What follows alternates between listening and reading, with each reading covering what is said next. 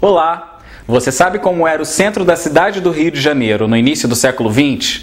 Se você não sabe, vamos descobrir agora no Desvendando a História.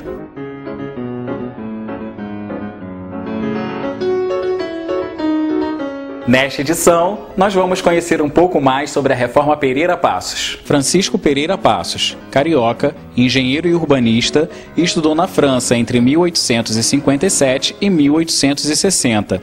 Foi prefeito do Rio de Janeiro entre 1902 e 1906 e promoveu o Bota Abaixo, uma grande obra que modificou a área que hoje conhecemos como o centro da cidade. A Reforma Pereira Passos foi a primeira intervenção governamental no espaço urbano da cidade do Rio de Janeiro. Ocorre no início do século XX, no governo de Rodrigues Alves, com a atuação do prefeito Pereira Passos. A cidade do Rio de Janeiro era uma cidade pestilenta, né? Uma cidade colonial e mal vista no exterior. Essa reforma urbana, né, que ocorre também em outros países da América do Sul, como na Argentina, na cidade de Buenos Aires, no México, ela, na verdade, ela foi uma exigência do grande capital e era preciso que o Rio de Janeiro se tornasse uma cidade moderna. Esta grande obra de remodelação tinha como ponto principal a abertura da Avenida Central, atual Avenida Rio Branco, que vai desde a Praça Mauá até a Avenida Beira-Mar, com 33 metros de largura e 1.800 metros de comprimento.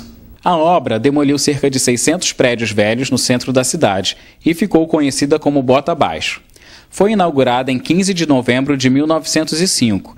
Seu calçamento era de pedras portuguesas e o canteiro central, que dividia a avenida em duas mãos, era enfeitado por árvores de pau-brasil. Criar um novo estilo na cidade, um estilo nos moldes franceses. Portanto, ela era mais para as elites que para o povo. O povo só sofreu com a Reforma Pereira Passos. A abertura da Avenida Central, ela trouxe assim uma mudança do eixo político, econômico e social da cidade. Houve uma mudança de poder, né? A cidade também, o centro da cidade mudou de função, que até então era um espaço, um local de moradia, e a Reforma Pereira Passos modificou, né?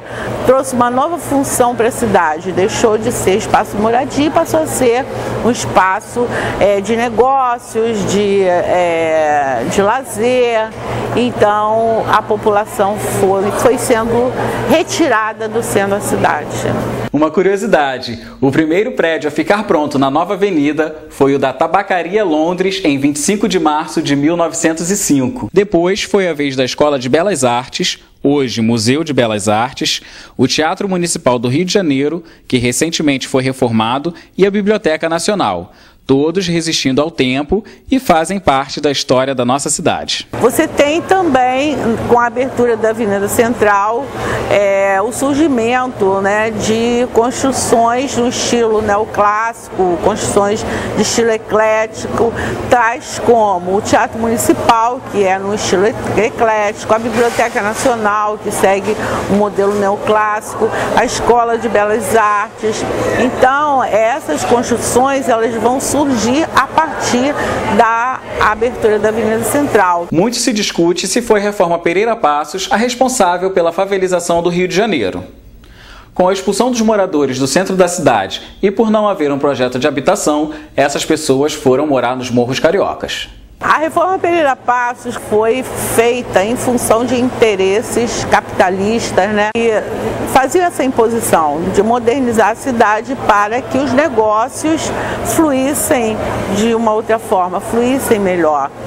E o centro da cidade deixou de ser local de moradia. Então essa população, para ficar próxima ao local de trabalho, foi se acomodando na periferia e subindo o Morro da Providência, depois o Morro de São Carlos, os morros que estavam na redondeza. Esse foi o primeiro passo da favelização do Rio de Janeiro. No programa de hoje nós conhecemos um pouco mais sobre a história do Rio de Janeiro e voltamos no tempo para conhecer a cidade que se tornou a Belle Époque brasileira e que respirava um ar parisiense. O Desvendando a História fica por aqui, mas você pode continuar interagindo com a nossa produção através do nosso blog, Twitter ou Facebook. Até a próxima!